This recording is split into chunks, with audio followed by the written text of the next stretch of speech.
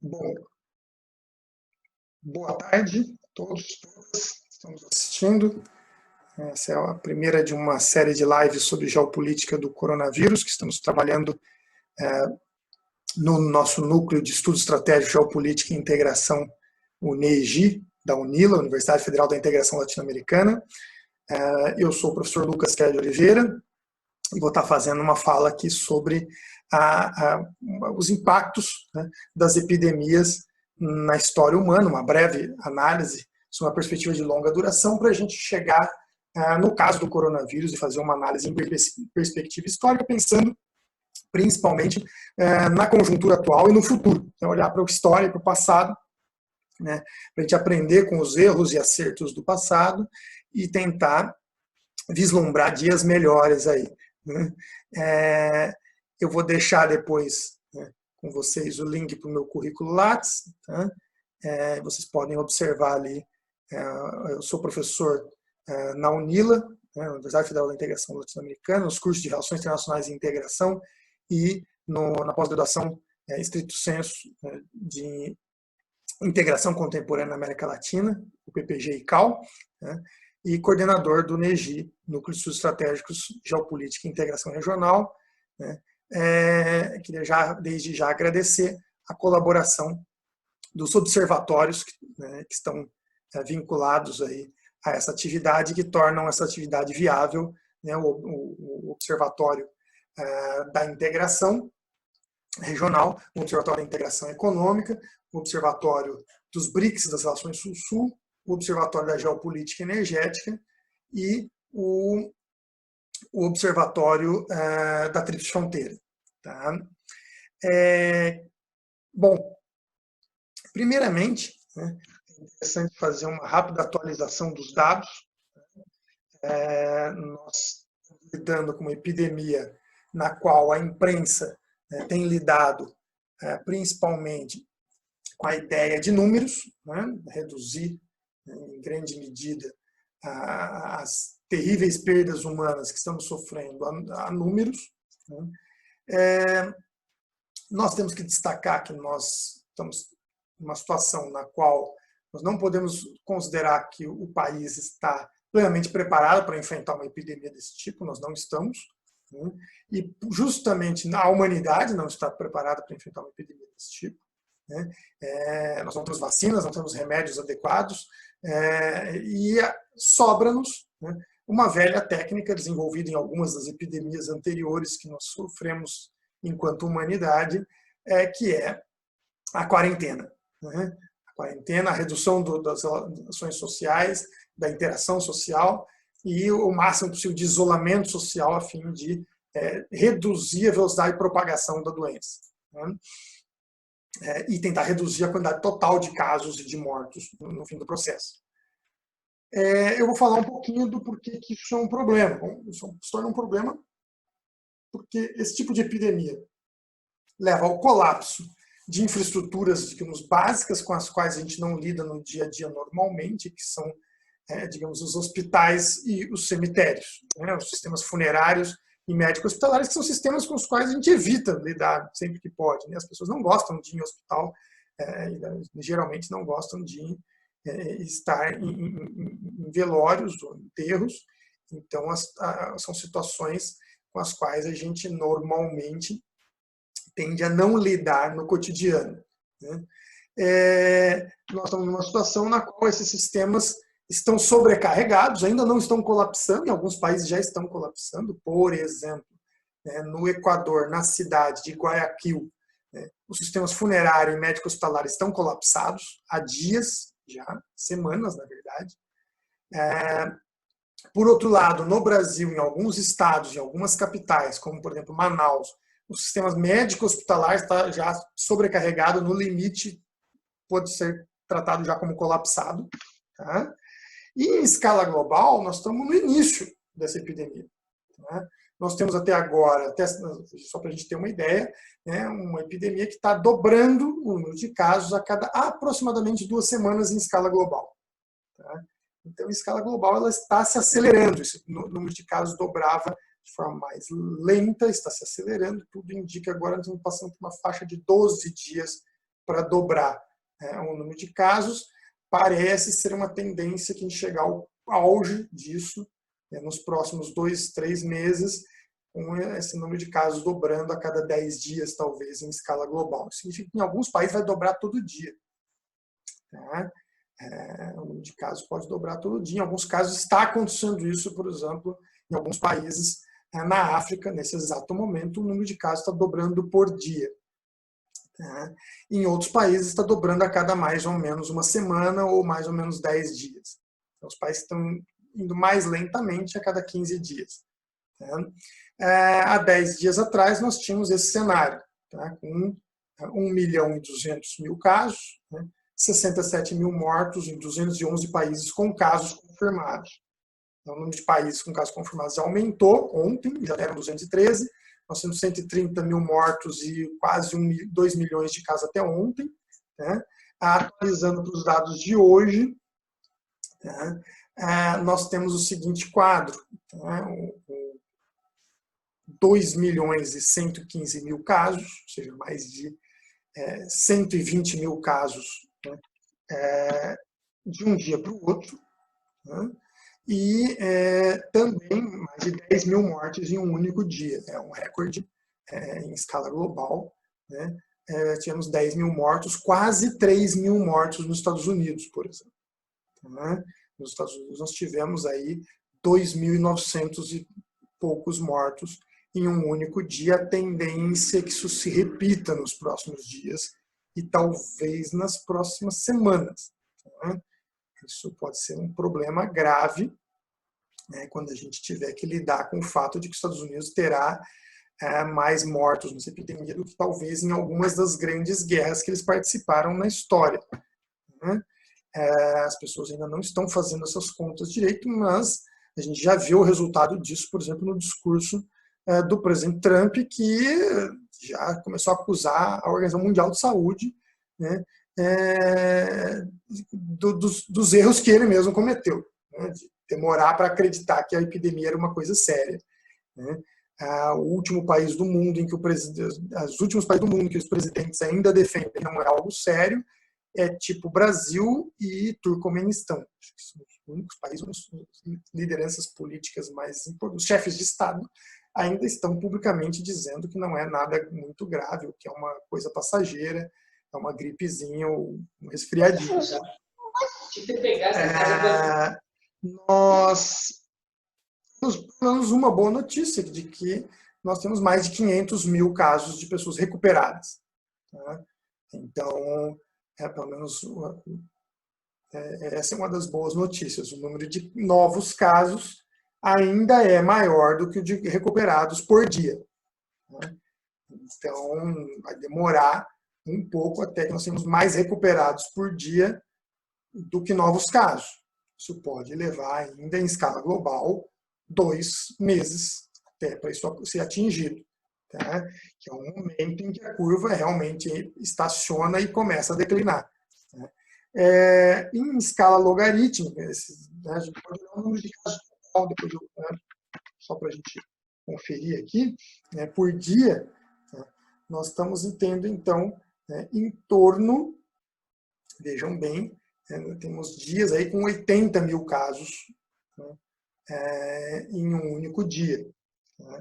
E em algum número de mortos, como eu mencionava para vocês, nos Estados Unidos deu um salto, estavam em 2.000, caiu para 1.600 e subiu para 2.900. Nesse ritmo, isso deve se acelerar nos próximos dias, com essas oscilações, mas ultrapassando a marca dos 3 mil mortos por dia. Por que a marca dos 3 mil mortos é muito simbólica para os Estados Unidos? Porque o 11 de setembro produziu 3 mil mortos. Então, eles vão estar sofrendo o equivalente a um 11 de setembro por dia, pela incompetência do presidente deles, que disse que era só uma crise passageira e que não ia afetar muito os Estados Unidos e que eles não precisavam se preocupar, que esse negócio de fazer quarentena era um exagero. Olhando esse crescimento em escala logarítmica, só para a gente visualizar aqui, nós tivemos um crescimento acelerado num primeiro momento, por causa da China. Tá? Depois teve uma pequena estabilização nessa curva de crescimento, começa a crise na Europa, se expande a crise na Europa e nos Estados Unidos, chega nas Américas em geral, e se acelera de novo essa curva. Eu arriscaria dizer que ela tende a se manter acelerada por um tempo, tá? Por pelo menos mais um mês, até ela ter mais uma estabilização, quando nós vamos estar vivenciando aí um boom em outros países, que não, em outro grupo de países que não são os que estavam sendo afetados inicialmente.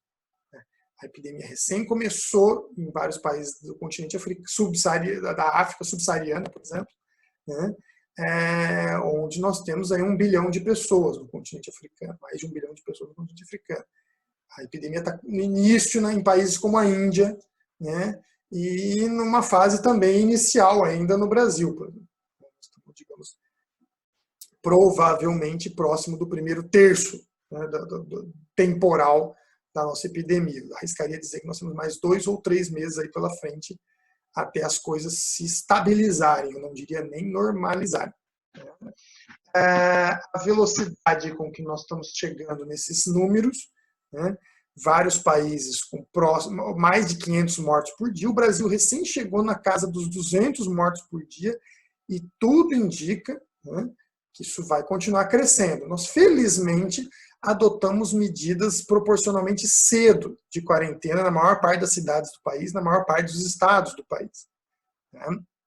Por outro lado, tem muitas cidades abrindo novamente, algumas cidades não fecharam, né, comércio, atividades desse tipo, outras estão reabrindo as coisas, né, porque se deram conta que, né, justamente o período de fechar 2, 3 semanas segurou o número de casos, então desacelerou a proliferação da pandemia, e muita gente pensou, bom, já podemos reabrir.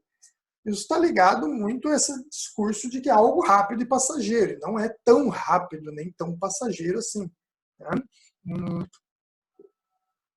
Então, nós temos que lidar com a ideia de que talvez seja um processo muito mais longo do que a gente gostaria. Tá? Só para a gente comparar algumas informações importantes, tá?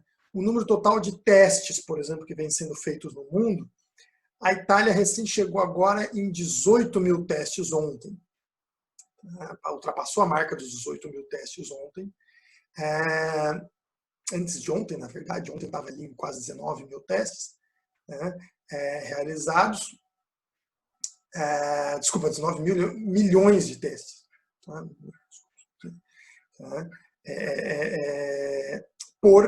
Que equivale a 19 testes, né, para cada 1.000 pessoas aqui. Esse gráfico ele é proporcional à população, tá? Per capita, no caso, a cada 1.000 pessoas. Né? A Itália, por exemplo, vinha num ritmo pequeno de testes até março. Né? Quem começou testando bastante logo em fevereiro e março foi a Coreia do Sul. Né? A Itália ultrapassou a Coreia do Sul no fim de março, devido à expansão rápida da crise, e hoje é o país que mais testou sua população em termos per capita, seguido da Coreia do Sul. Os Estados Unidos iniciou os testes em massa a partir do fim do mês de março, né, a última semana de março, e recém agora que alcançou uma marca próxima de 10 testes para cada 1.000 habitantes. Tá? Os Estados Unidos têm 300 milhões de habitantes. Isso significa, né, em torno de 3 milhões de testes. Tá? Vejam que o Brasil nem aparece nessa escala. Tá? Existe a opção lá no site da Organização Mundial de Saúde, nesse site onde a gente faz esses gráficos, o Brasil não aparece no banco de dados, tá? Porque a gente testou muito pouco. Tá? A gente testou muito pouco. Por habitante, nós estamos dando 0, alguma coisa. Tá? Menos de 0,5%. Nós temos 0, estamos abaixo da Índia e da Indonésia. Tá? O pior cenário, digamos assim, são os países que menos testaram, de todos esses países, os que menos testaram, Índia, Indonésia, o Brasil está abaixo ainda. Tá? Nós não estamos testando. Então, estamos recém-iniciando efetivamente as testagens em massa, porque recém chegaram os testes rápidos, né? E nós não temos, até agora, nenhuma política de incentivo, tá, para realmente a produção em massa desse tipo de teste no Brasil, que seria a melhor solução, a gente começar a produzir no Brasil, em massa esses testes. O panorama do número de casos nesse exato momento no mundo é esse. Nós temos casos aos milhares na maior parte do mundo. Tá? Então, um processo que se expande, né, rapidamente, embora a Europa ainda seja o epicentro em número total de casos, os Estados Unidos rapidamente espaço nos últimos 10 dias. Tá? Bom, aqui alguns elementos que são interessantes para a gente fazer um balanço aqui. Tá? Rápido, que depois eu vou retomar os detalhes, tá, do coronavírus neste exato momento. Tá? Nós temos uma estimativa de que a família dos coronavírus tem um ancestral comum que passou do morcego para humanos, tudo indica há séculos, né? Entre 500 e 800 anos atrás, tá? Provavelmente em meados da Idade Média, provocando epidemias, né, durante a Idade Média. A última versão disso, que passou também de morcego para humanos, foi uns 200 anos atrás. Todos os demais processos, via de regra, passaram por um intermediário, por exemplo, o dos bovinos, né, que é esse OC43, né, o HCOV AC43, e o HKU1, tudo indica de roedores. Tá? Por que eu estou mencionando esses outros membros da família dos coronavírus? Porque esses outros dois, né, que chegaram a nós através dos bovinos, os roedores causam realmente, num primeiro momento causaram, né, gripes mais fortes, digamos assim, mas eles causam sintomas de gripe comum, eles são sazonais, eles não são letais, né, a letalidade deles é bem baixa, tá? E são formas de coronavírus com os quais nós estamos acostumados. Tá? São coronavírus humanos com os quais nós já estamos acostumados e que produziram ou produzem uma letalidade mínima, né, insignificante em termos estatísticos, tá? E que são muitas vezes comuns, ou têm versões comuns a outros animais que convivem com a gente, por exemplo, cães e gatos. Então, geralmente, o efeito nos cães e gatos desses coronavírus são até piores do que para a gente, quando eles passam para esses animais.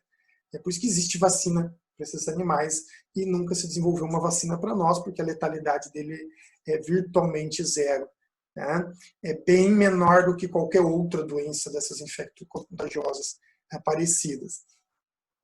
Já é muito diferente do caso do SARS. Tá? A SARS, o Covid-SARS, passou para humanos há 20 anos atrás, tudo indica por morcegos e alguns outros animais. Ele já tem uma letalidade de 10%. Tá? 10%. O MERS, tá? Que passou, tudo indica, de camelos, identificado pela primeira vez em 2006, mas que se torna uma epidemia em 2012 pela primeira vez, ele também, tudo indica, tem uma passagem de morcegos para camelos, de camelos para humanos. Tá? O MERS é uma outra categoria de coronavírus que é mais agressiva ainda, tem uma taxa de letalidade de 30%. Tá? Vejam que esses mais letais, eles são menos contagiosos, por outro lado. São mais letais, mas são menos contagiosos. Foi mais fácil controlar as epidemias dessas duas variações de SARS e MERS. Tá?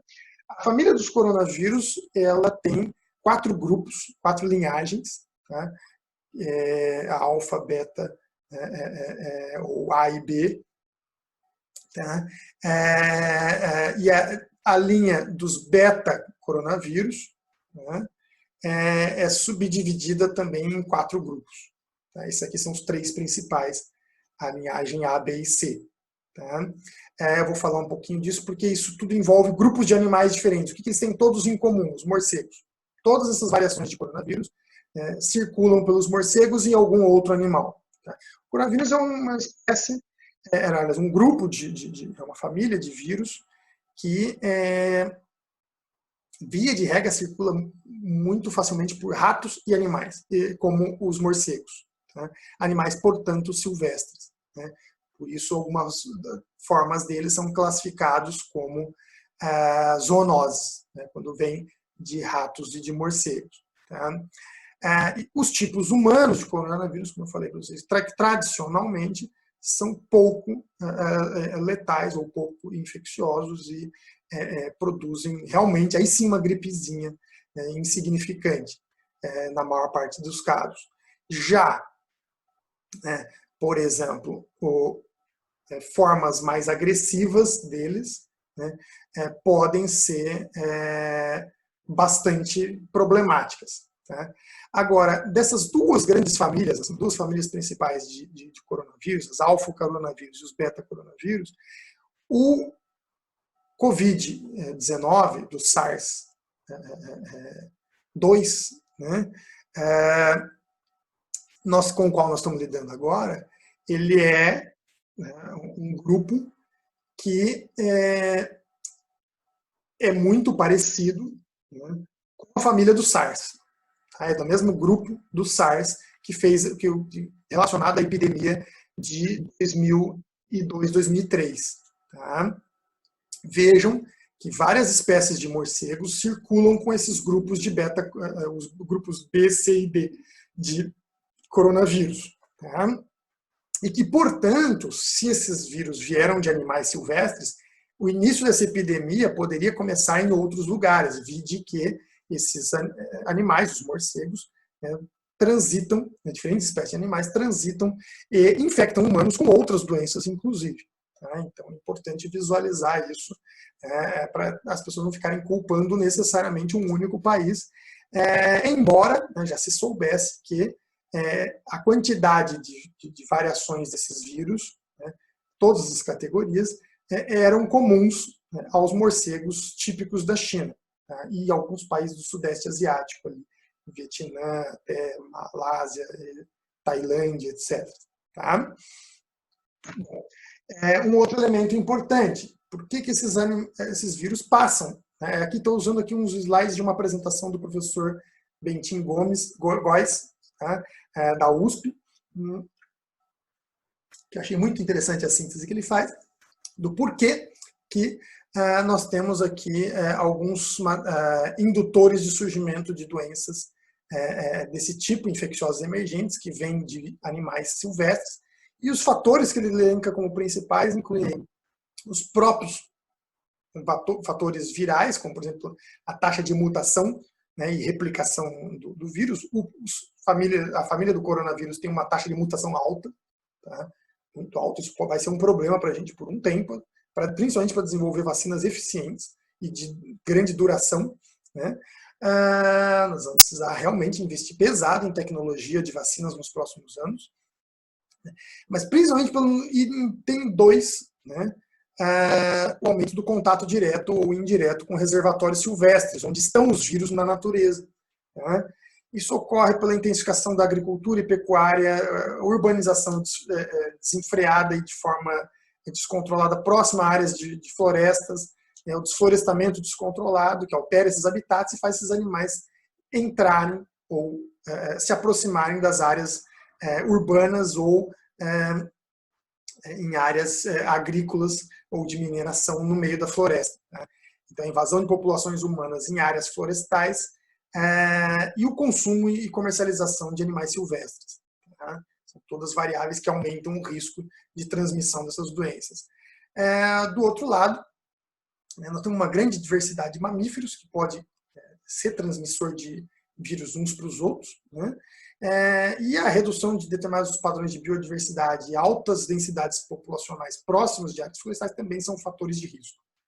Tá? Agora, voltando à epidemia que nós estamos vivenciando, tem um agravante aqui, né? Que a maioria dos casos nem sequer tem sido contada. Então, só para a gente começar esse panorama, né, a gente tem, por exemplo, no caso da China, né, que é um país que testou bastante gente também, o número de mortos, casos graves e casos com sintoma, representam somados, tudo indica até agora, em torno de 50% dos casos. Outros 50% têm sintomas muito brandos e difíceis de serem contabilizados ou mesmo detectados, porque a pessoa vai ter um ou outro espirro, uma ou outra tosse, que vai achar que é no máximo uma alergia né, sintomas quase brandos, aí sim parece um resfriadinho, e para metade dessa população vai aparecer uma gripe normal. A outra metade vai ter já febre, tosse forte e sintomas graves já com problemas cardiovasculares e respiratórios. Né? É um vírus que pode produzir infecção generalizada. Tá? É importante visualizar que ele não ataca apenas o pulmão. Né? Nos casos graves, que levam à morte, geralmente ele ataca vários órgãos e destrói esses órgãos.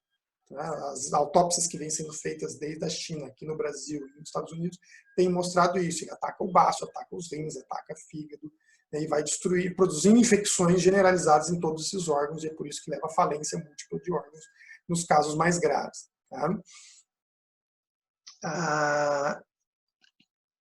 Tudo bem? Até aqui? Tá. Por que eu mencionei que é importante a gente visualizar isso em termos históricos? Mensurar a importância para o mundo, para o Brasil, para a América do Sul, para a América Latina, a gente tem que dar um pouquinho para isso. A gente pode olhar para as piores epidemias que nós tivemos na história, né, que a gente vai ficar aliviado. Bom, não estamos vivendo uma epidemia como a peste negra. Né? Mas, em número total de mortos que podem ocorrer no final desse processo, né, o número pode se aproximar disso, porque a população humana é muito maior, né, e nós podemos ter, se nada fosse feito, as estimativas é que a gente ia ter aí em torno, se toda a população humana fosse infectada, tá, nós estamos falando aí de 7 bilhões de habitantes no mundo, e uma taxa de mortalidade de 3 a 4%, nós estaríamos falando aí de em torno de 50 milhões de mortos, que é similar à peste negra. Né? Então, nós não estaríamos vivendo uma mortalidade com o índice de porcentagem da população morta por esse tipo de pandemia na história, mas nós estaríamos vivenciando algo numa escala que, em número total de mortos, pode se aproximar, porque nós estamos falando de uma epidemia que, se mantiver taxas de 3% de mortos, por exemplo, estamos falando de uma porcentagem muito grande da humanidade. Vejam, se isso cair, mantido a 1%, né, porque a gente consiga limitar a 1%, que é o mais provável, o cenário mais provável que a gente consiga, com todas as medidas que estão sendo tomadas, reduzir a 1% a mortalidade, ainda assim nós estaremos falando de 50 a 70, entre 1 e 0,9%, né, de 50 a 70 milhões de mortos. Tá? Se a gente permitir que ela suba para 3%, nós estamos falando aí já de mais de 200 milhões de mortos. Tá? Então, ultrapassaria muito qualquer epidemia que nós já tivemos. Tá? As primeiras epidemias que a gente tem em registro datam aí de 5 a 7 mil anos atrás. Tá? E os registros que a gente encontra são justamente de ossadas comuns, tá? Sem marcas de lesões, né, por guerra. Tá? Sem crânios rachados e ossos quebrados por armas. Então, e com a presença de outros elementos funerários que parecem indicar, né, epidemias. Em alguns casos, a gente consegue testar, inclusive, os resquícios fossilizados de bactérias e pragas. A documentação histórica de epidemias e pragas desse tipo, a gente tem registros desde o Egito Antigo e da antiga Babilônia, da China Antiga, tá? Registros também de mais ou menos 3 mil anos, pelo menos, praticamente junto com a escrita. A gente já começa a ter registros de epidemias. As mais detalhadas são as que ocorrem já no último milênio antes de Cristo, e as mais famosas, a praga de Atenas, né, que mudou os cursos das guerras entre os gregos, e na qual, por exemplo, a gente teria um primeiro registro claro do uso de uma peste como arma biológica, tá, em que corpos contaminados teriam sido catapultados para dentro das cidades inimigas para garantir a contaminação do adversário também. Né? O primeiro surto de malária que a gente tem registro ocorre no século III, né? Tem outros surtos de malária ao longo dos últimos milênios. Né? Primeiro surto grande de hanseníase que nós vamos encontrar na Idade Média, peste negra também. no século XIV, primeiro surto de sífilis no século XV, varíola no século XVI, né? Tifo, cólera, né? Tem epidemias importantes entre os séculos XVII, XVIII e as maiores ocorrem no século XIX. Né? No século XX, nós temos aí a grande epidemia, a gripe espanhola, né? No fim do século XX, a AIDS, e no início do século XXI, as mais famosas foram H1N1, né? E as epidemias de coronavírus anteriores, por exemplo, o SARS, né? Em 2002, 2003. O registro, né, arqueológico deixado de algumas dessas epidemias são muito evidentes. Nós temos, inclusive, múmias, por exemplo, com traços de varíola, por exemplo, né, que foi identificado, né, nas múmias, doenças desse tipo, epidêmicas como varíola. Né. Nós temos registros históricos dos gregos, dos romanos, de várias pestes desse tipo. Né. Durante a Idade Média também, né. A mais famosa, a peste negra, né, entre outras coisas, né, deixou milhões de mortos, né, assim, se estima em termos de 50 milhões de mortos na Europa, e uma das maiores epidemias que nós tivemos também nesse período foi a chegada dos europeus às Américas, e acompanhou as conquistas europeias às Américas, com uma série de vírus e bactérias que chegaram ao mesmo tempo nas Américas, com uma população que não tinha nenhum tipo de resistência à gripe, à varíola, né, dengue, etc. Todas essas doenças teriam chegado simultaneamente, né, nas Américas ao mesmo tempo, e também teria provocado entre 40 e 50 milhões de mortos. Tá? Um dos problemas históricos produzidos por essas epidemias sempre foi justamente a sobrecarga dos sistemas médico-hospitalares e funerários. Tá? Uma das imagens recorrentes na maior parte dessas epidemias é justamente essa sobrecarga e o surgimento dos métodos de quarentena. Tá? Se destaca aqui os métodos de quarentena como método do que era possível fazer para controlar e regular essas epidemias, marcar as casas e impedir que as pessoas saíssem, para ninguém se aproximar das casas que estavam contaminadas, períodos longos, né? A ideia da quarentena é de 40 dias, né? Todo mundo em casa por 40 dias para garantir, né, que isso não seria, digamos assim, que você ia conseguir interromper a proliferação da doença. É nesse período, inclusive, que surgem os primeiros tentativas de criar vestimentas, máscaras, né, para que o médico respirasse o mesmo ar com facilidade que os pacientes contaminados. Né? Daí o surgimento, né, primeiro, de uma categoria de máscaras mais rudimentares, né, que distanciavam a entrada do ar, que passava por tecidos, algodão, coisas do tipo, né, com uma espécie de filtro já do ar que vinha de fora. E, do outro lado, né, se a gente olhar em escala histórica, vocês vão observar aqui, né, que nós temos o seguinte quadro, tá? Não sei se vocês conseguem observar claramente aqui, na história das epidemias. Nós vamos encontrar, por exemplo, várias grandes pandemias, digamos assim, que ultrapassaram as faixas dos 30, 40, 50 milhões de mortos. Tá? A peste negra, as estimativas variam de 50 até 200 milhões de mortos, se você considerar toda a Eurásia. Tá? A varíola, mais de 50 milhões de mortos. A gripe espanhola, em torno de 50 milhões de mortos. Tá? Seriam as maiores epidemias da história. Então, vejam, né, o coronavírus tem potencial, né, para se situar entre as piores epidemias da história, as piores pandemias da história. Tá? Muito facilmente, se 1% da população mundial, né, se contaminar, se 1% da população vier a falecer, tá, que é uma média, né, que parece ser indicada como possível, né, principalmente se mais países começarem a não fazer nada ou voltarem das quarentenas cedo demais, 1% da população mundial, de 7 bilhões de habitantes, significa aí 70 milhões de pessoas. Seria maior que a epidemia o próximo das estimativas médias da gripe espanhola, por exemplo, e das epidemias de varíola. Tá? Tudo bem até aqui? Por que isso? Porque nós estamos falando de um vírus que não é tão letal, 1%, 3%, alguns países estão com 5% de mortalidade, alguns chegaram a 10% por diferentes motivos. Né?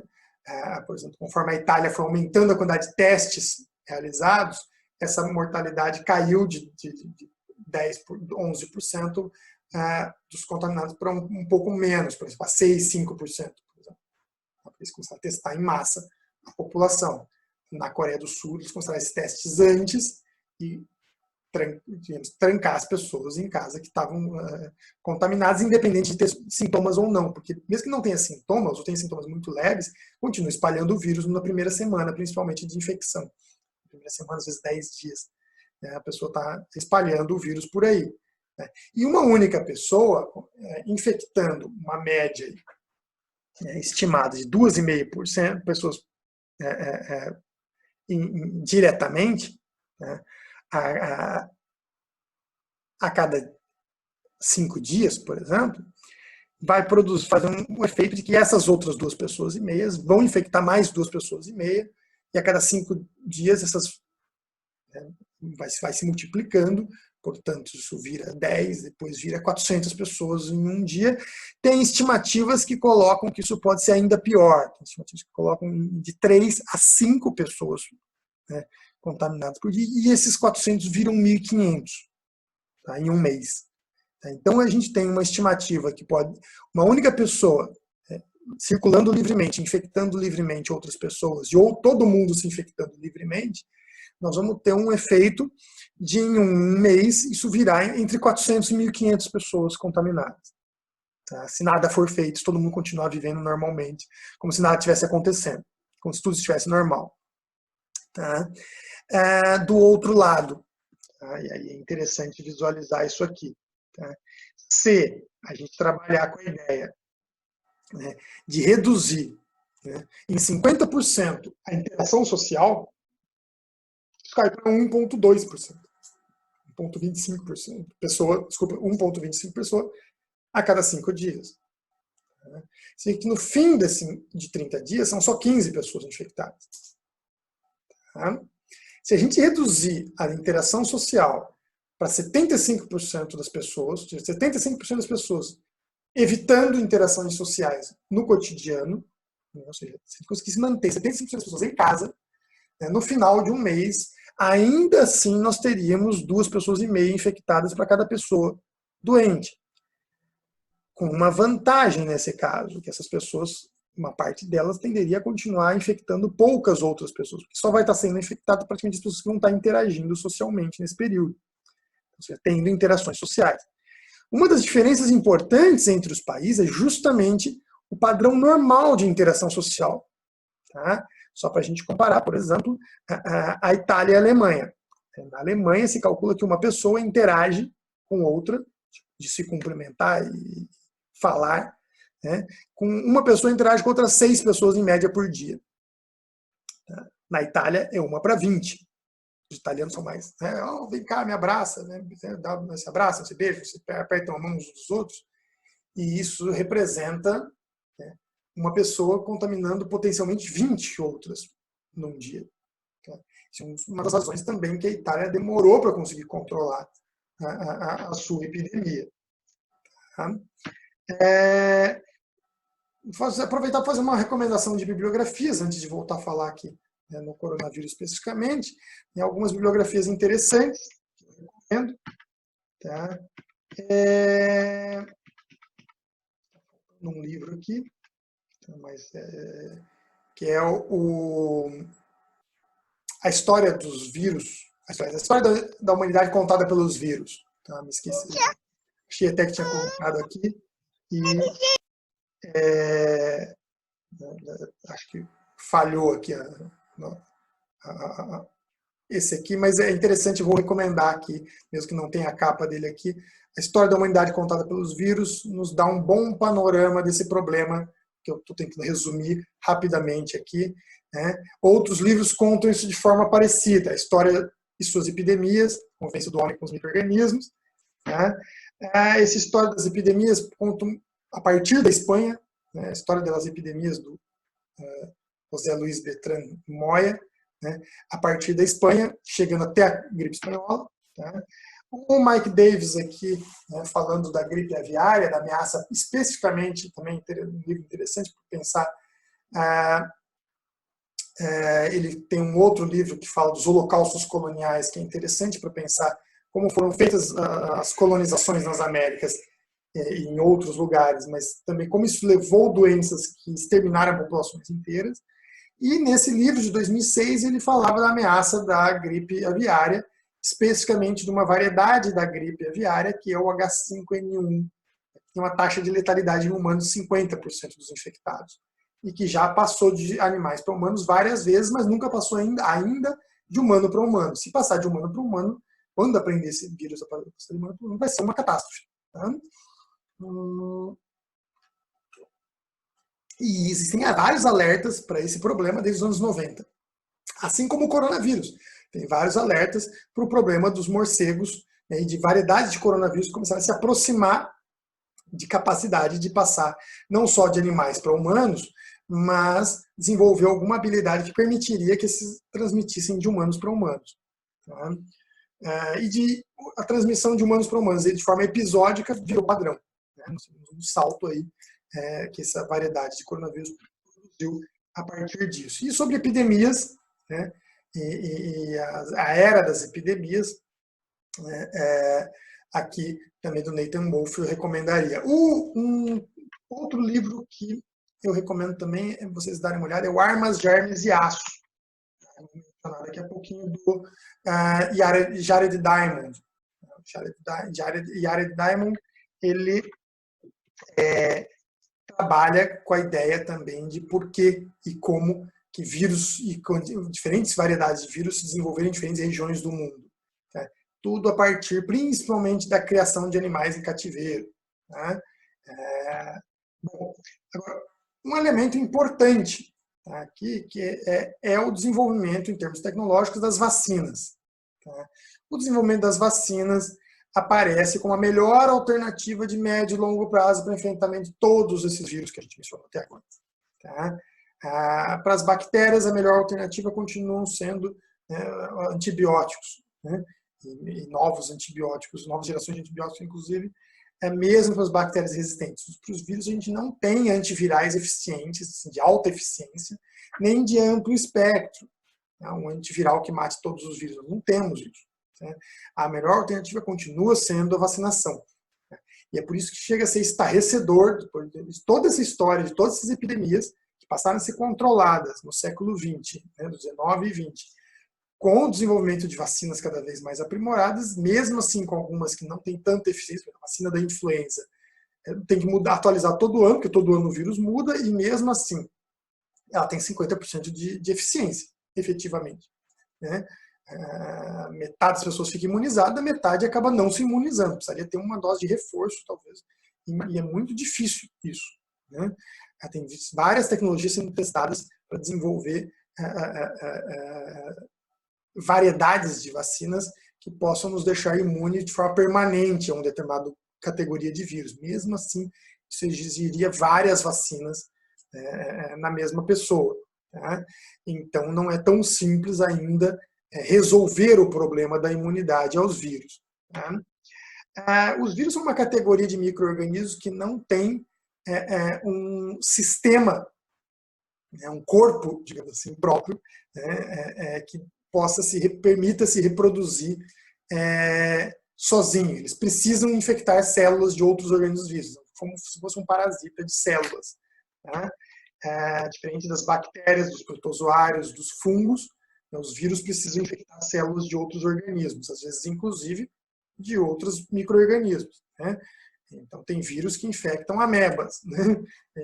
Vírus que infectam protozoários, né? Vírus que infectam fungos. Tem várias famílias de vírus, né?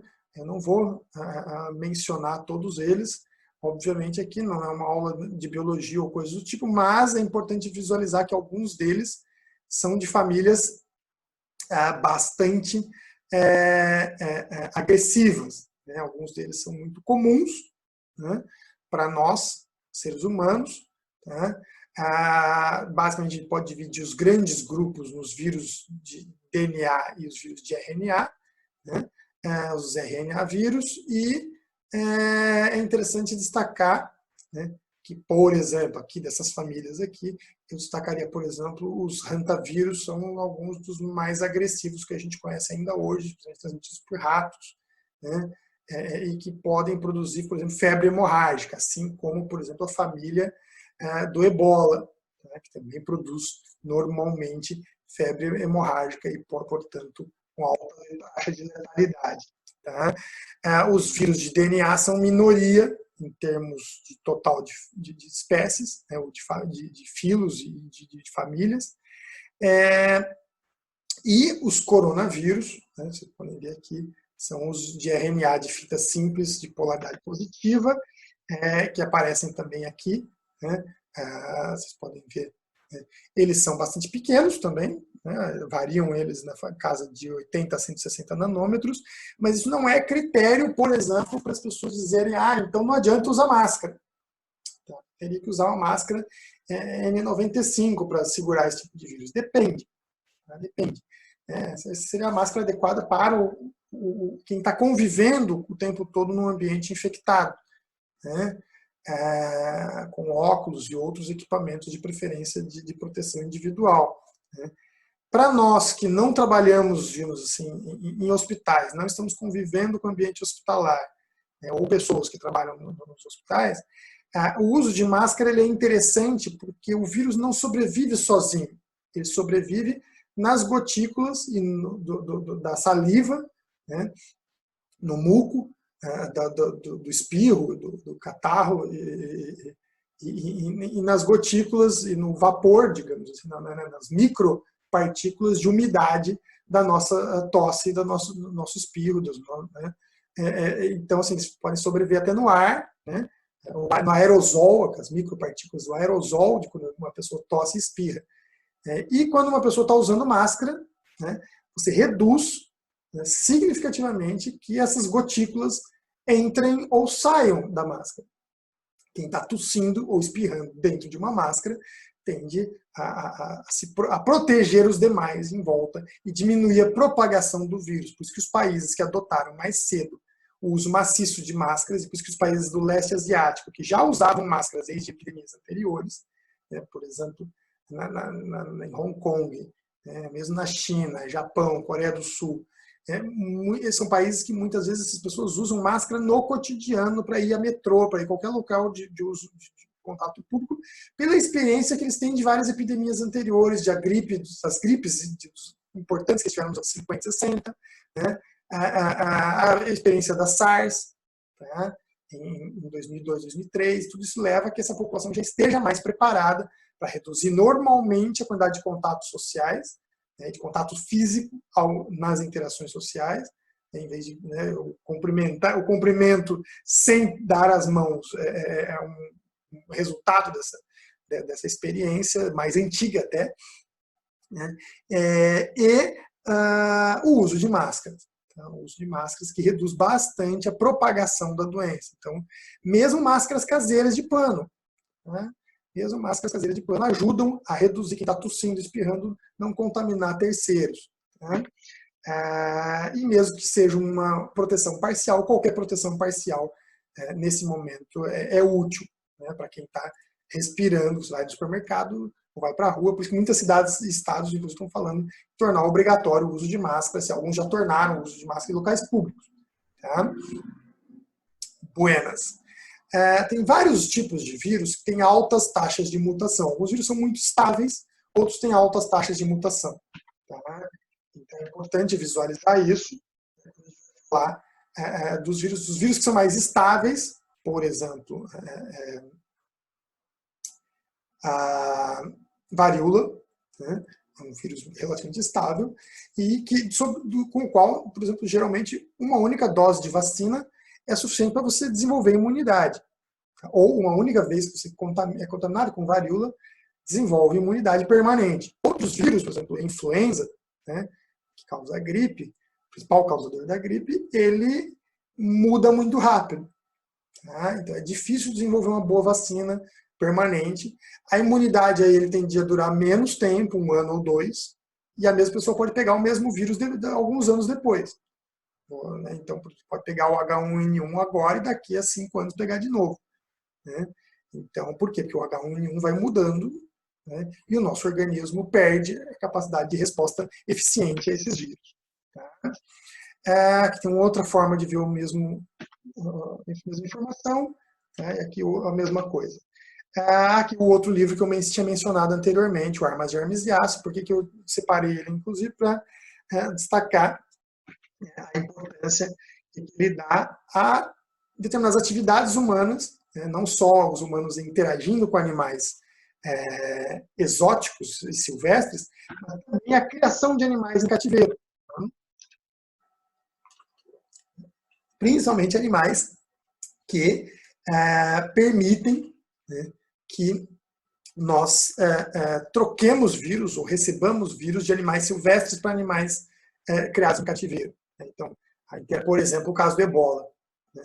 O ebola passa de morcego para macaco, de morcego para animais criados em cativeiro, por exemplo, gado, né?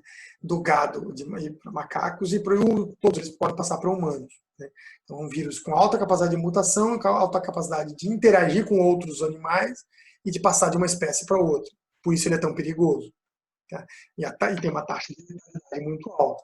Historicamente, o Yari Diamond considera que, inclusive, a Eurásia desenvolveu uma quantidade maior de doenças ao longo da sua história, teve mais epidemias, justamente em função da variedade de animais criados em cativeiros na Eurásia, nas mesmas regiões onde se desenvolveram a agricultura, os mesmos tipos de agriculturas de grãos, principalmente, de leste a oeste, enquanto, por exemplo, na África, nas Américas, você tem mais barreiras climáticas e uma quantidade menor de animais de grande porte, principalmente mamíferos, criados em cativeiro.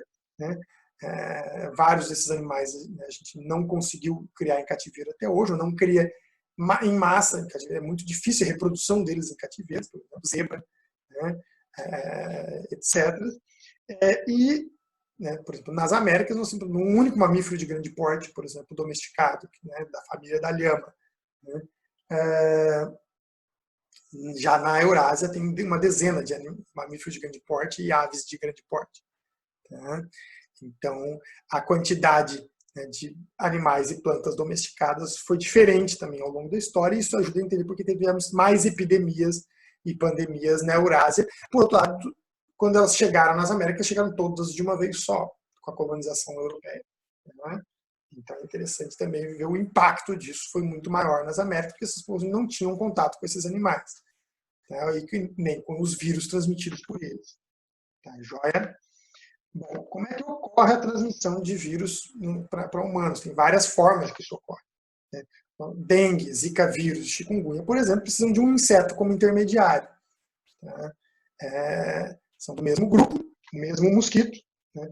Que pode transmitir 2, 3 formas de doenças diferentes praticamente ao mesmo tempo. Dengue, zika vírus, chikungunya. Tá? Esse maldito mosquitinho de listras brancas, né, que, por exemplo, neste exato momento, né, produziu até o fim do mês passado mais de 76 mil casos no Paraná, que é o estado que teve a maior quantidade de casos, mais do que São Paulo, teve 50 mil casos, né, de dengue nessa temporada. É a maior epidemia de dengue que nós tivemos no país, né, nesse último ano. Mas, por exemplo, a taxa de mortalidade é muito menor. Ela gira em torno de menos, né, de 1 para 100 mil. Desculpa. De 1 para 1000. Né, menos de 1 para 1000 mortos. Né, o que significa menos de 0,1% dos infectados mortos. Considerando a subnotificação, significa que nós temos de 3 a 5 vezes mais pessoas, provavelmente com dengue, do que o que foi notificado, que é confirmado, que são os casos testados, que chegou a fazer exame de sangue e foi confirmado, né? Nós podemos dizer que isso é ainda menor, né? A taxa de mortalidade é ainda menor, se a gente estimar que o número é de 3 a 5 vezes mais o número real de contaminados e o número de óbitos, né, se mantém, provavelmente, portanto, nós estamos falando de uma doença que tem aí uma taxa de mortalidade de 0,1 a 0,5, né, por mil. Tá? Bem menor, por exemplo, do que uma doença que está te dando aí 1%, tá? Ou seja, 10 vezes menos do que uma doença que está matando 1% da população infectada. Tá? É por isso que doenças como a influenza, né, o coronavírus, preocupam. E por que o coronavírus preocupa mais? Porque se a influenza já é um problema para a gente há um século, pode ser que o coronavírus se torne um problema para a gente no próximo século, ou nesse século inteiro, até que a gente consiga desenvolver remédios e vacinas eficientes para ele. Veja que a influenza nos incomoda há um século. Desde a gripe espanhola, ela é um problema. Todo ano ele muda um pouquinho e mata ali 1% da população infectada. Com a diferença de que uma parte da população está imune porque tem a imunidade do ano passado, né? Ou do ano retrasado. Até 2, 3 anos a gente consegue ficar imune a ele até ele mudar significativamente a gente perder essa imunidade. Né? Vejam que várias vezes ao longo do século XX nós tivemos formas diferentes de influenza, da família da influenza, que mataram mais de 1 milhão de pessoas. A estimativa, por exemplo, é que a influenza asiática, o N2, H2N2, o N2N2 de 57, que começa lá em Hong Kong, tudo indica, né? Quem diga que começou na China também, pode ser Taiwan, pode ter sido Coreia do Sul, há controvérsias, né? A mesma coisa a gripe de Hong Kong, pode não ter começado necessariamente em Hong Kong, mas o primeiro surto foi em Hong Kong. Né? Como a gripe espanhola, inclusive, né? Ganhou o nome de espanhola, os espanhóis foram os primeiros a documentar extensivamente, mas tudo indica que ela começou 2 anos antes nos Estados Unidos. Né? Nos Estados Unidos ela foi subavaliada por 2 anos. Né? Os americanos teriam levado, soldados americanos teriam levado essa gripe para a Europa, infectados os campos de batalha, infectado a Europa e voltado com ele mais agressivo nos anos seguintes. É um vírus que mudou, né, em 2017, 1917, 1918, se tornou mais agressivo, e quando volta para os Estados Unidos em 1918, ele é bem mais agressivo do que a forma como foi de lá. Não em agressivo em mortalidade, mas em capacidade de contágio. Se torna mais contagioso. Já a gripe suína, por exemplo, as estimativas variam também de 150 mil mortos a 600 mil mortos, havia estimativas também de 1 milhão de mortos. Tá? A gente não tem um registro detalhado disso. Todas essas estimativas são semelhantes. Tá? O febre amarelo é um processo muito parecido, por exemplo, com o da dengue e do chikungunya e do zika vírus. Precisa de um intermediário e precisa de um hospedeiro, geralmente os macacos. Quando começa a ter casos de macacos com febre amarela, as pessoas ficam preocupadas que na região vai ter casos de humanos com febre amarela também, e vice-versa. Tá? Já, por exemplo, o ebola, como eu mencionei, já desenvolveu a capacidade de passar de humano para humano. Então, isso se torna um problema quando você tem uma transmissão nas zonas rurais. Tá? Até hoje nós não tivemos nenhuma grande infecção, uma grande área urbana, felizmente, o que permitiu controlar, isolando as áreas rurais onde apareceram essas infecções. Tá? Mas ele provoca também formas muito problemáticas. E também tem o morcego como vetor. Os morcegos são vetores de uma infinidade de doenças. Né? Eles e os ratos são talvez os principais mamíferos transmissores de doenças. Né? Entre as aves, os pombos são os principais transmissores de doenças, mas também as aves criadas em cativeiro, por exemplo, as galinhas. Né? Então, esses grupos de animais, todos, de aves e mamíferos, são grandes transmissores, que vivem em coletividades, né? Animais coletivos, são grandes transmissores de doenças. Vários deles, por exemplo, várias das espécies de influenza que passam para os humanos vieram de animais criados em cativeiro ou silvestres próximos. Tudo bem até aqui? Tá. Aqui o problema, de novo, né, do que é uma transmissão zoonótica, né, quando ela ocorre no meio da floresta, muitas vezes a pessoa morre lá mesmo, não dá tempo de transmitir. Quando ocorre na área rural, muitas vezes corre o risco já de transmissão para o urbano. Né? E quando ocorre a infecção na área urbana, geralmente ela se torna epidêmica, porque nós também vivemos aglomerados, né, e interagindo de forma aglomerada nas áreas urbanas. Tá? Tudo bem até aqui? Aqui outros exemplos, né, de transmissão para outros animais ou insetos, ou lixo, como vetores. Né? E aqui alguns casos de algumas doenças de alta letalidade. Né? Principalmente aqui casos, como por exemplo, de algumas doenças que foram identificadas nas últimas décadas com taxas de mortalidade de acima de 30%, 40%, 50%, 60% em alguns casos. Comparando essas várias doenças, nós vamos observar algumas coisas interessantes aqui. Esse quadro foi feito, né, há alguns meses atrás, então ele está bastante desatualizado, no momento em que o Covid-19, né, tinha produzido 20 mil mortos, mais ou menos. Nesse exato momento, ele já produziu 140 mil mortos, num ritmo que o ritmo continua se acelerando. Então, não tem nada que indique realmente que nós vamos ficar numa taxa muito pequena. Mais provável é que a gente veja realmente, no final da epidemia, no final do ano, a gente esteja contabilizando em milhões de mortos no mundo, principalmente nos países em que não estão tomando medidas adequadas para controlar ou regular a proliferação dessas doenças. Tá? A transmissão ocorre principalmente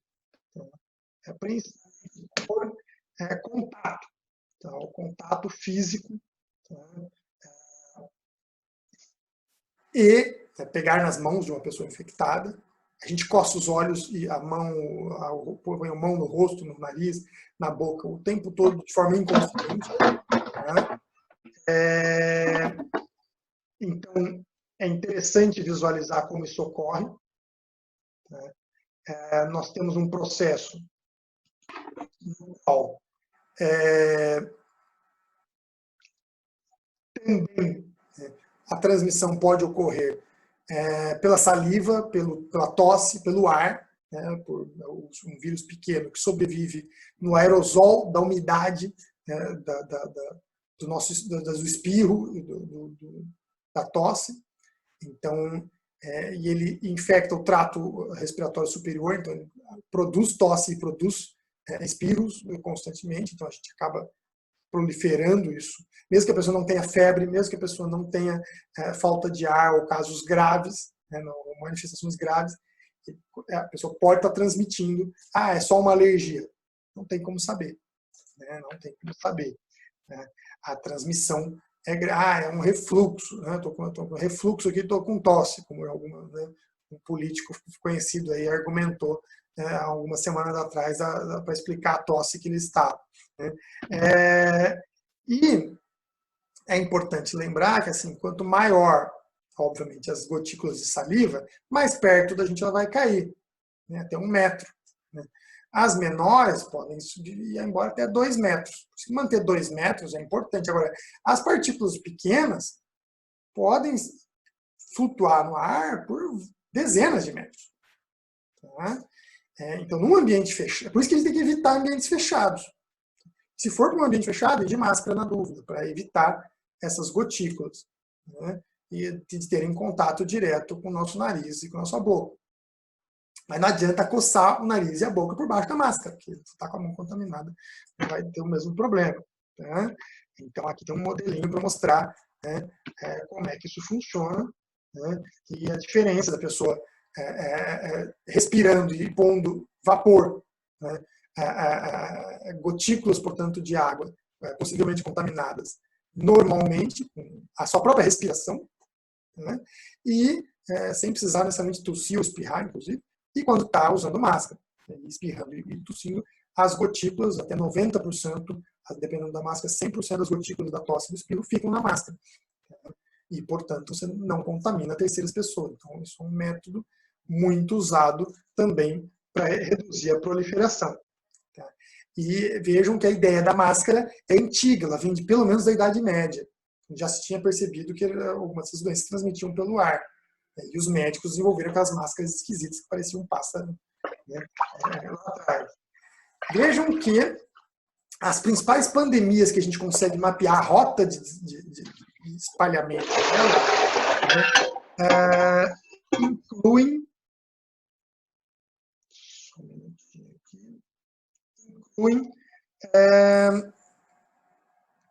rotas, por exemplo, que a gente consegue mapear pós-Idade Média, né, as rotas comerciais da época. As principais doenças foram até os lugares onde as rotas comerciais chegavam. Né? Então, aí é possível mapear isso na história, epidemias de malária, por exemplo, né, que se espalharam ao longo dos processos coloniais. Né? O coronavírus em específico, tem como intermediário aí, como reservatório principal inclusive de mutações, os morcegos, que a gente já mencionou, que são objeto de transmissão de várias outras zoonoses. Né? E vários outros animais, tudo indica, se tornaram, portanto, transmissores de outras variedades, de diferentes variedades de coronavírus. Tá? Alguns deles chegam a humanos, outros não, outros se transmitem só entre os animais. Tá? No caso da China, especificamente, eles conseguiram controlar a epidemia de SARS, que começou em 2002, controlada em 2003. Tá?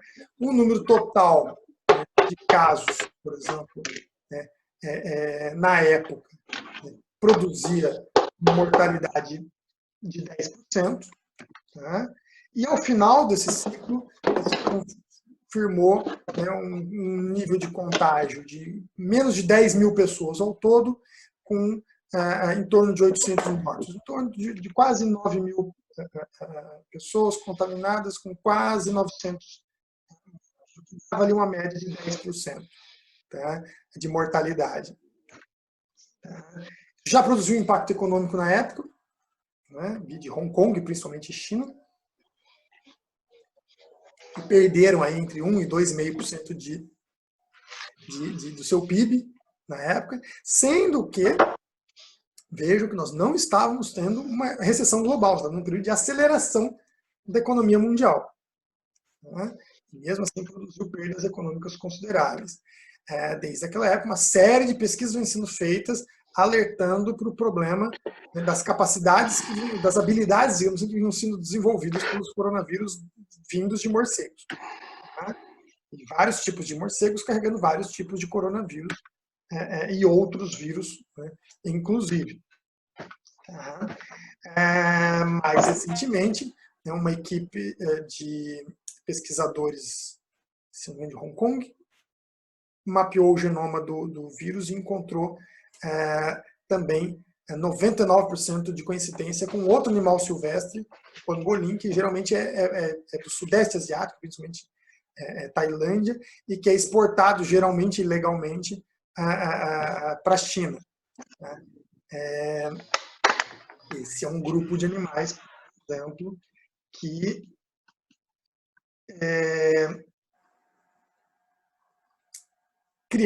pode ser criado em cativeiro, mas é difícil a criação dele em cativeiro, mas ele pode ser mantido em cativeiro por muito tempo. E geralmente, quando eles mantêm animais silvestres em cativeiro, eles estão todos juntos, vários animais silvestres no mesmo ambiente. É isso que facilita a proliferação dessas doenças, e um coronavírus, que é um vírus muito mutante e que já circula em várias espécies, né, tudo indica, circulou aí entre o morcego e esse bichinho bonitinho, é o pangolim, e depois para as pessoas que consumiram ele.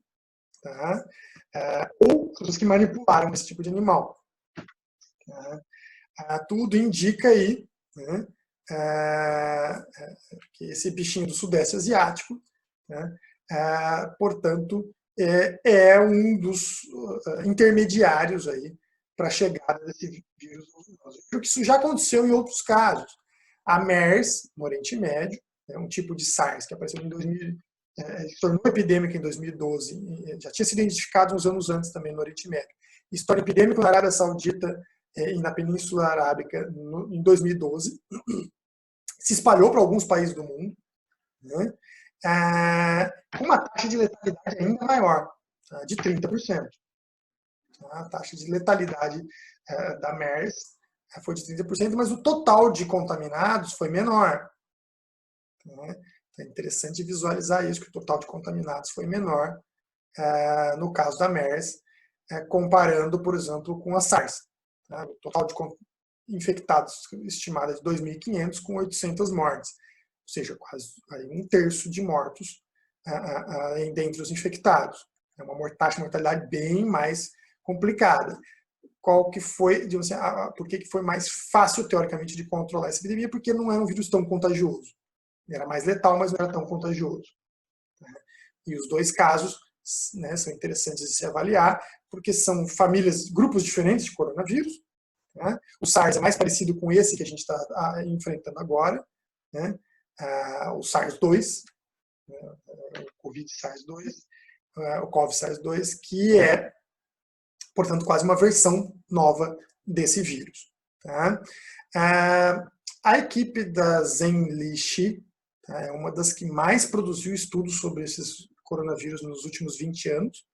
Quem quiser visualizar material sobre isso, tem algumas indicações bibliográficas aqui, recomendo, tem vários estudos que eles fizeram, inclusive alertando para os riscos, né, do coronavírus, estudos genômicos, mostrando semelhanças de outros grupos, né, e mostrando algumas formas de coronavírus, inclusive o coronavírus humano, né, os coronavírus humanos, que já circulam entre humanos há mais tempo, como eu mencionei no início.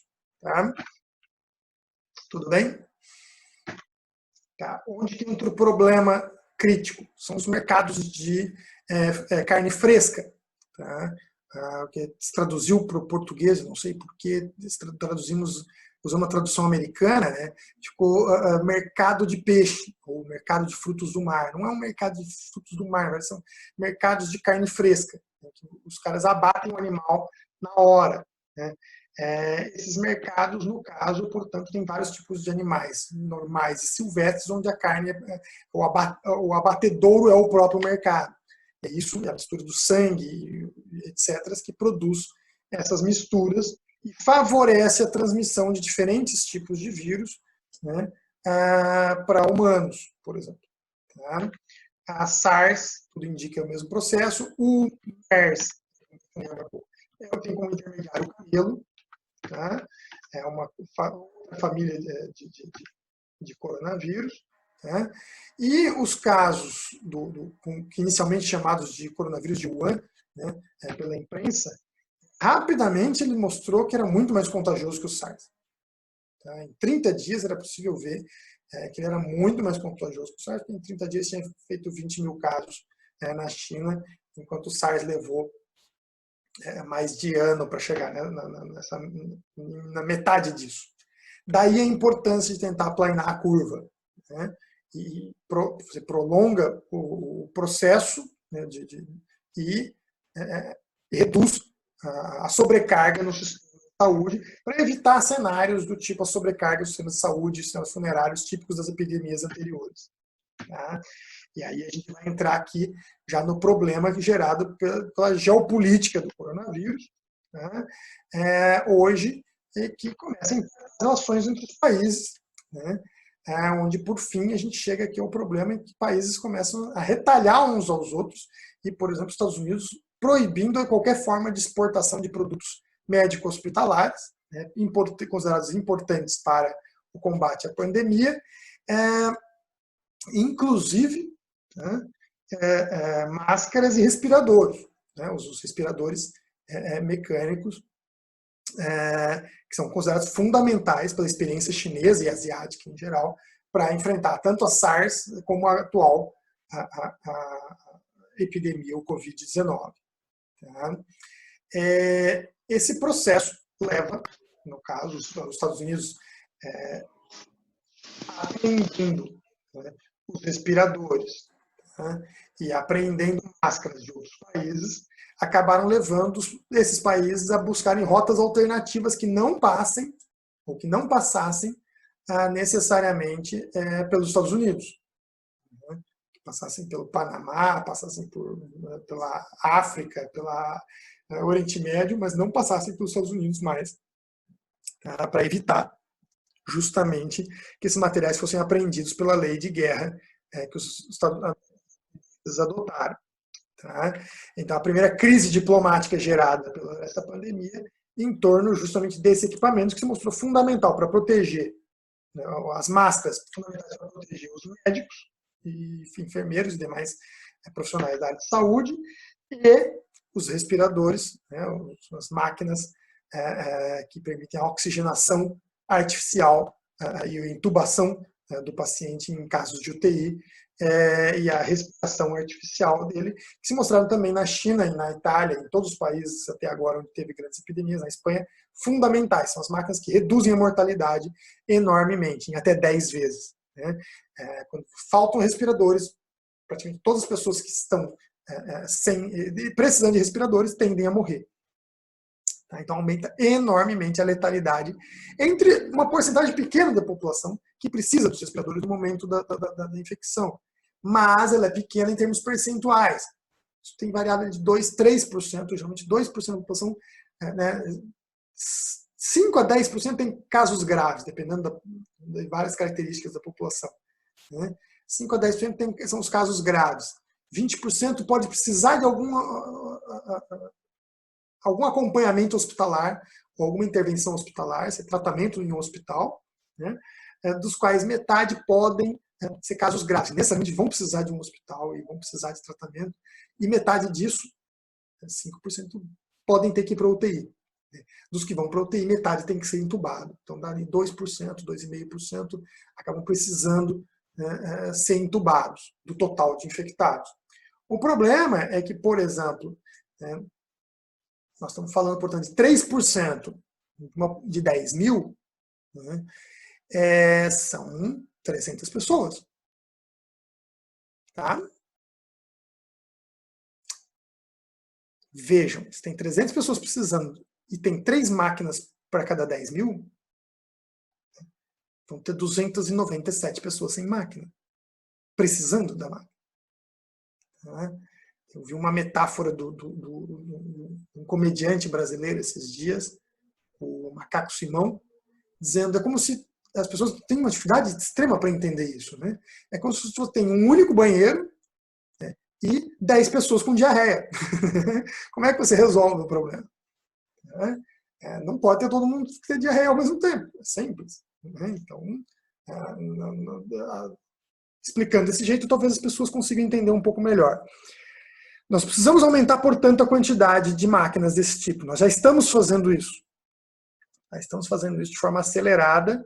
Os estados estavam comprando e municípios estavam comprando esses equipamentos rapidamente. O governo federal começou a segurar esses equipamentos e ele decidir para onde vai mandar. É o que começou a gerar atritos, principalmente com os governadores do Nordeste, porque o governo começou a redistribuir para os estados onde tem mais casos, né, em termos totais e não em termos percentuais.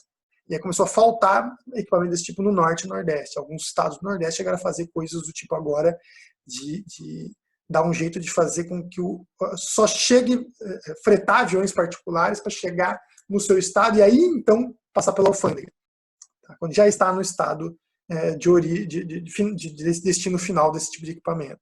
Tá? Esse é um equipamento que custava geralmente $8 mil, está custando $30, $35 mil no mercado global, neste exato momento. Tá? Ele serve para fazer o que o pulmão não consegue fazer. Tudo indica, né, que o coronavírus produz várias infecções no organismo ao mesmo tempo. As mais graves são no pulmão e no coração. Tá? Por que é importante vocês visualizarem isso? Que ele produz várias infecções. Porque tem várias infecções aparecendo ao mesmo tempo. Por exemplo, infecções periféricas, né? Gastrointestinal, urinária.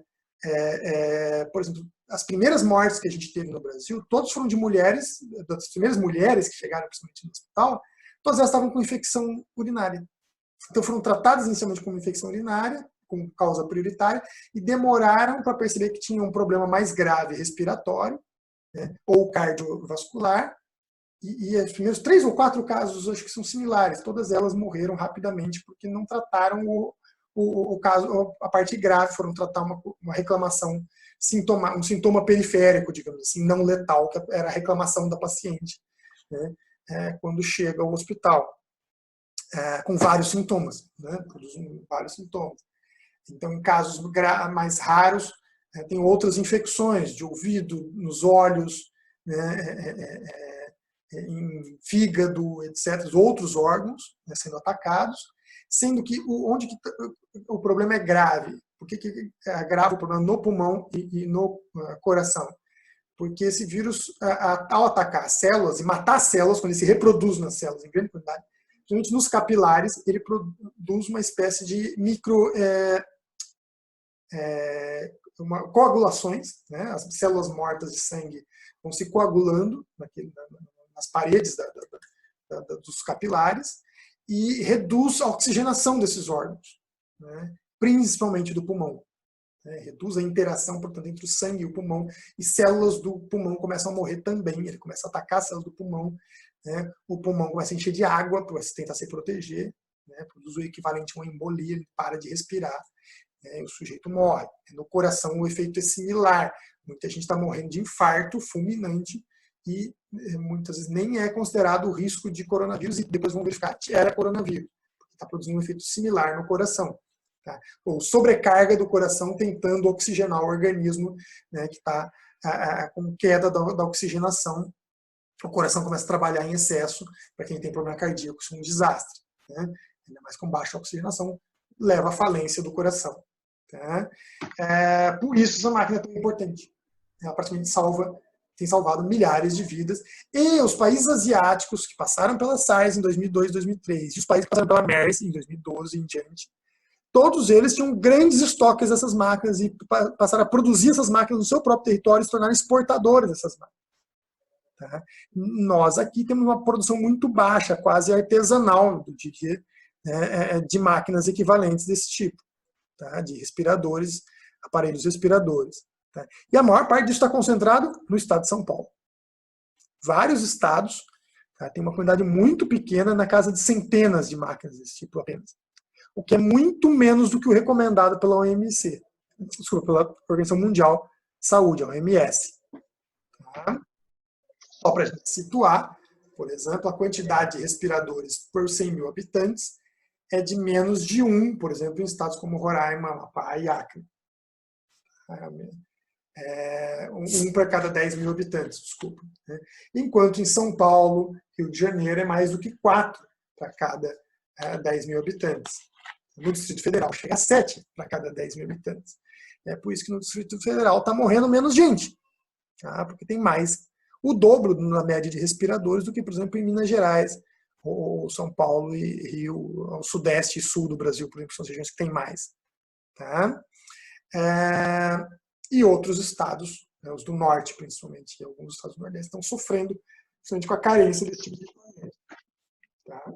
E eu queria finalizar com algumas lições, o que a gente aprendeu até agora com a China, principalmente isso, né? Que as vidas podem ser colocadas pelos governos acima dos lucros das empresas, né? A segunda maior potência econômica mundial fez isso e parou o país inteiro por 3 meses, né? E ainda continua numa semi-quarentena, uma quarentena parcial em algumas regiões, né?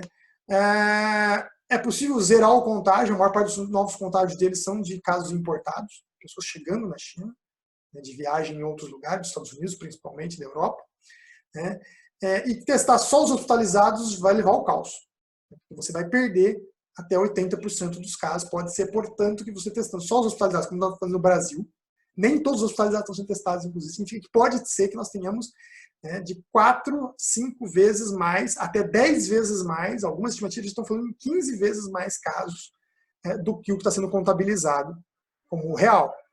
Os Estados Unidos começou a contabilizar, começou a testar em massa a sua população e o número de casos disparou, né, rapidamente.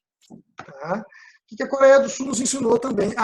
Outra coisa, quanto mais cedo começar uma quarentena, melhor. Quanto mais respiradores nos hospitais, menor a mortalidade. A Coreia do Sul nos ensina também que é possível testar em massa a população foi muito importante para a Coreia do Sul, sair testando as pessoas na rua, tá? Parar as pessoas na rua e testar elas. Todo mundo está circulando, todo mundo não está em quarentena, tem que ser testado, portanto. Tá? E medidas que reduzam, né, o contágio, usaram geolocalização para verificar aglomerações, né, e impedir aglomerações, e para saber, inclusive, onde as pessoas circularam, as pessoas doentes circularam, para ir lá e desinfectar, ir lá e ver com quem eles interagiram, as pessoas que foram interagiram com um doente foram testadas também, né, e é por isso que eles conseguiram reduzir bastante a quantidade de novos casos. O que a Itália nos ensinou com tudo isso?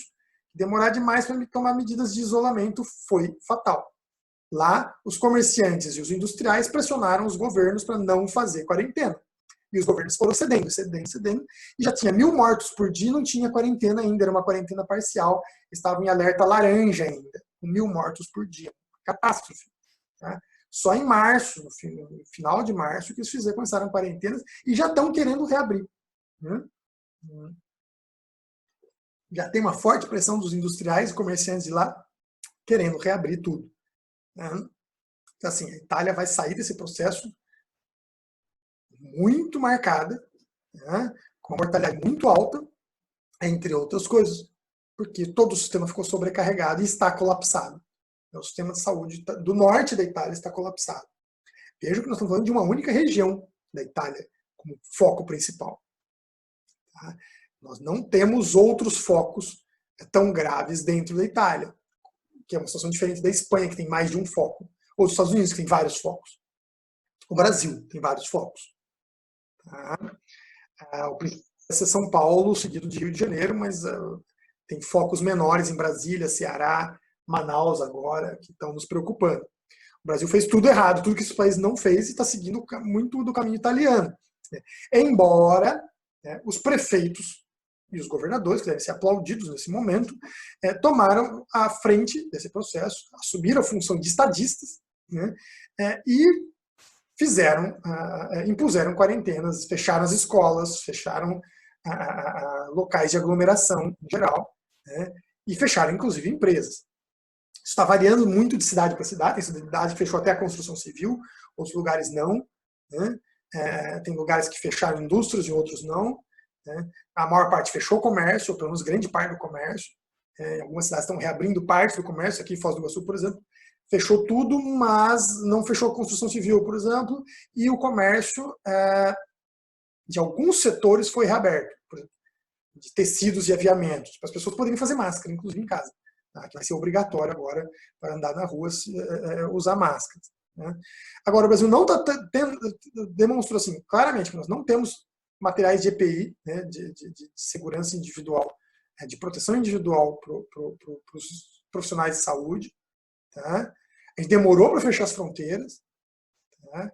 A primeira fronteira que a gente fechou foi da Venezuela, uma coisa assim, tipo, completamente fora do padrão. Não tinha um caso de venezuelano trazendo a doença para o Brasil, e a gente fecha a fronteira com a Venezuela, e demoramos muito para fechar a fronteira com a Europa e com os Estados Unidos, inclusive. Fechamos a fronteira com os Estados Unidos.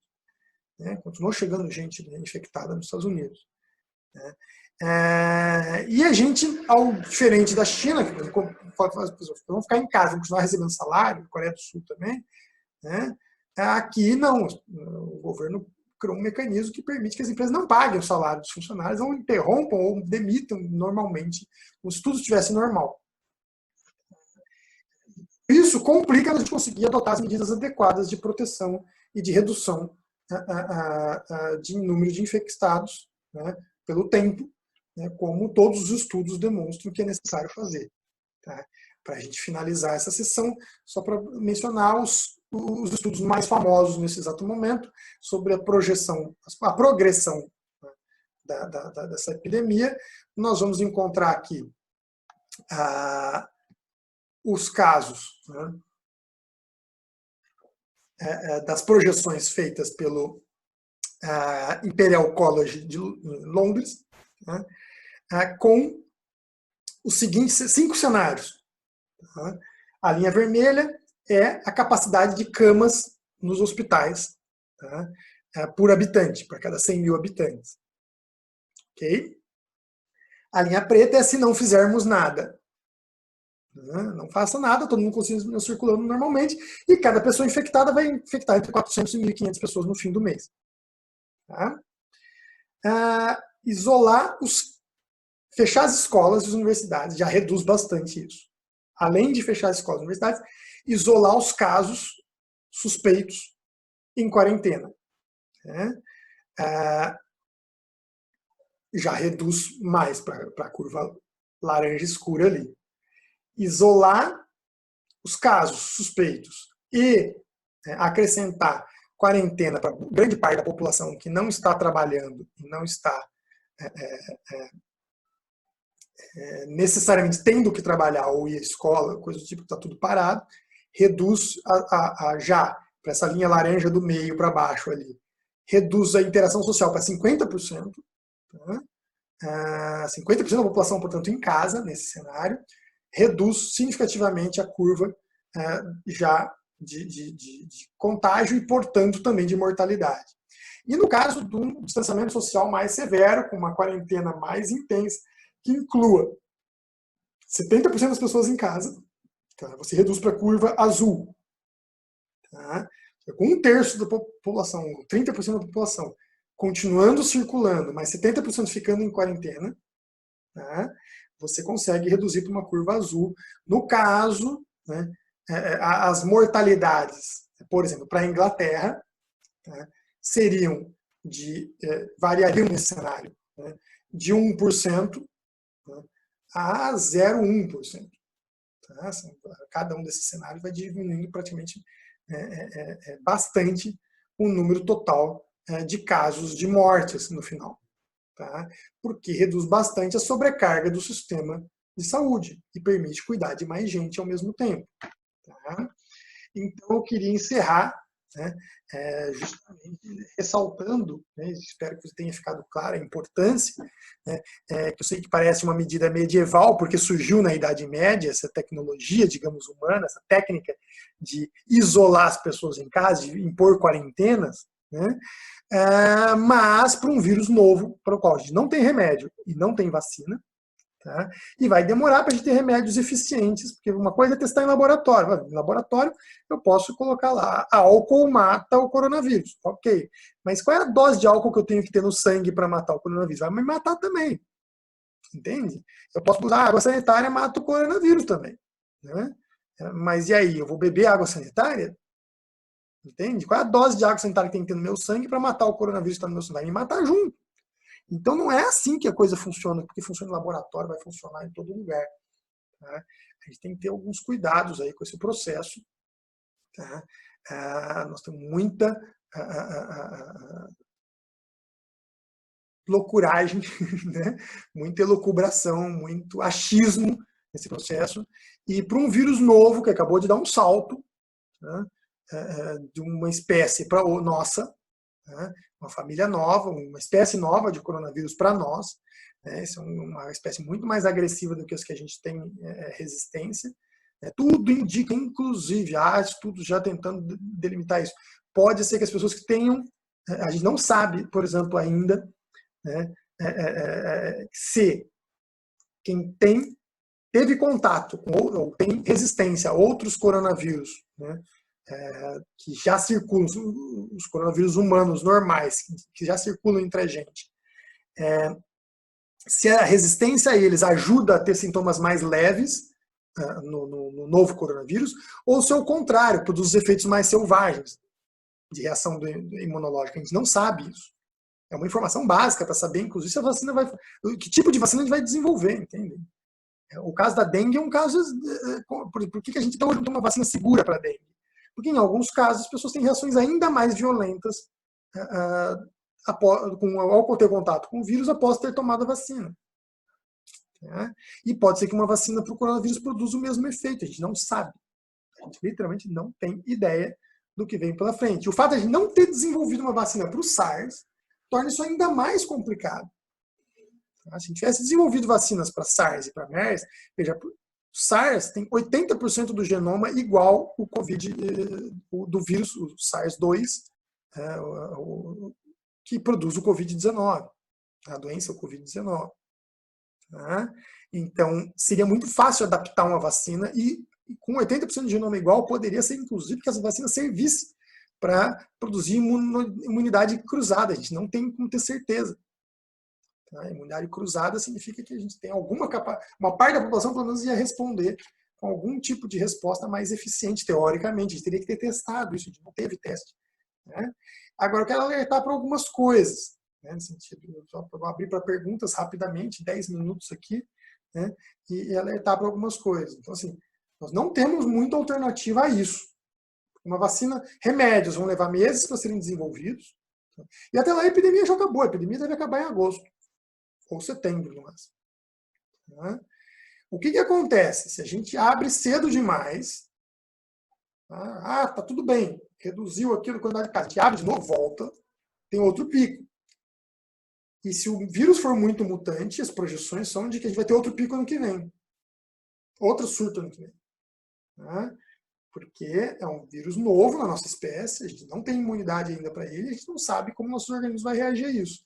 A gente não sabe, por exemplo, se a imunidade que nós vamos ter a ele, a ideia de imunidade de rebanho, se ela é durável.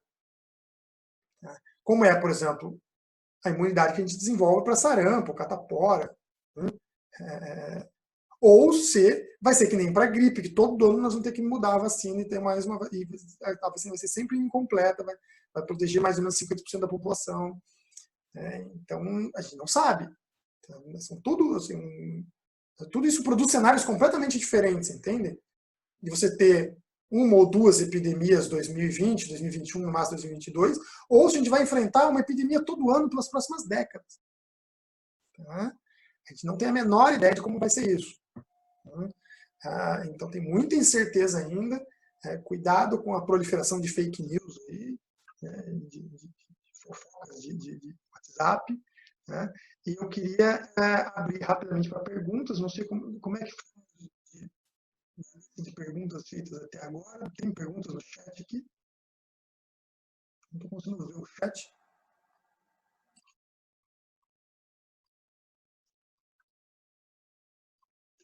Deixa eu sair desse slide aqui.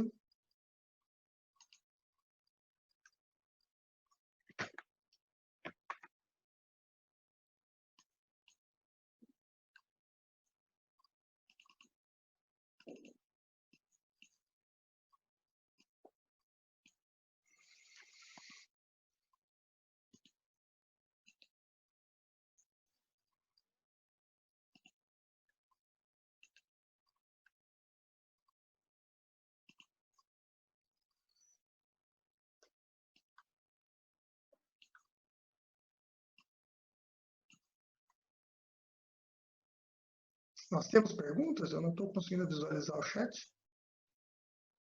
Encerramos por aqui.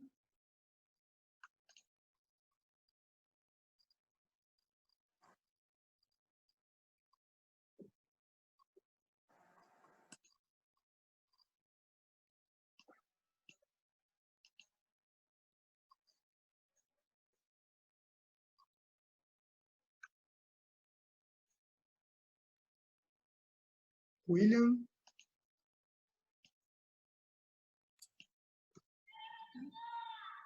Professor, estamos escutando bem, está tudo bem. Aqui está aparecendo a imagem.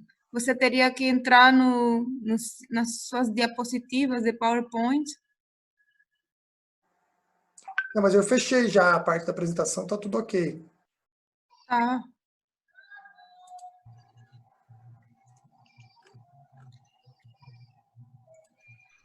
Então, você queria abrir para perguntas? Isso, ver se tem alguma pergunta, senão a gente encerra aqui mesmo.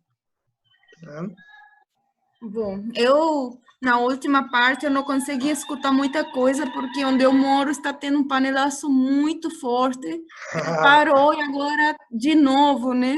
Por causa dessa notícia de que foi demitido o ministro da Saúde. Então, está todo mundo gritando aqui. Só imagino.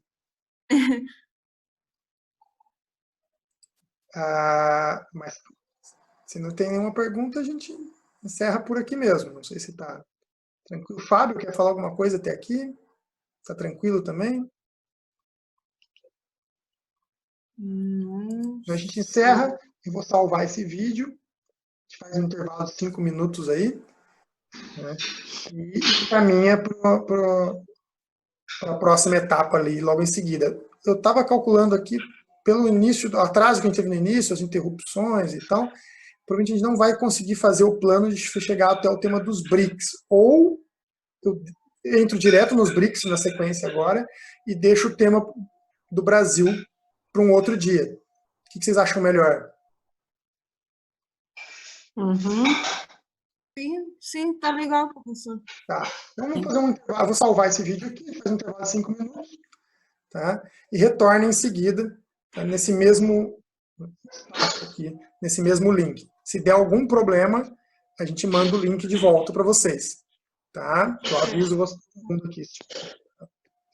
O ideal é o pessoal se manter aqui na chamada, só deixar seus microfones mudos, desligar suas câmeras e irem fazer o que desejam um pouquinho, uma água, um suco, um banheiro, assim por diante, pessoal. Tá, beleza, então. Deixa eu verificar aqui.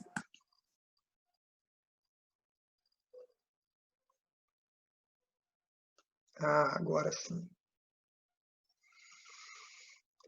Vou abrir o chat.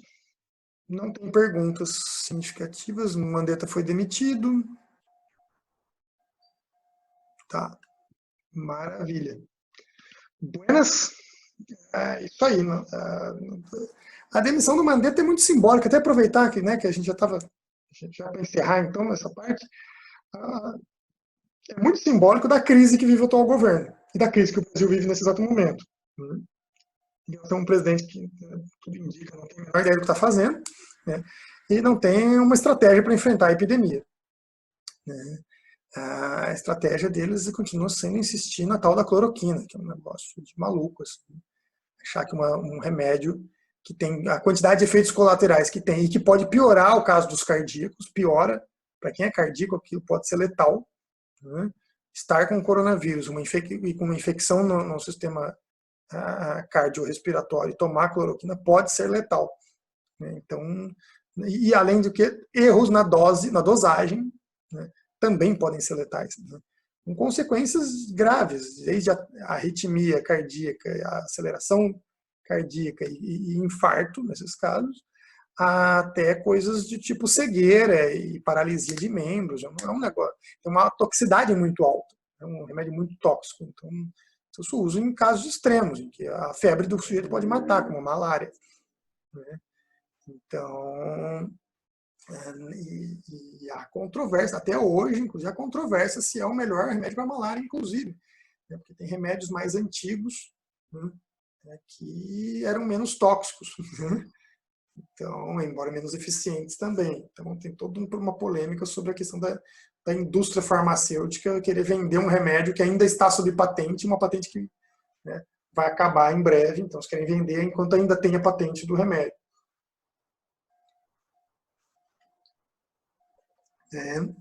Isso sempre gera polêmicas. O curioso é nós termos políticos vendendo isso, né, fazendo o papel de vendedor de produto farmacêutico.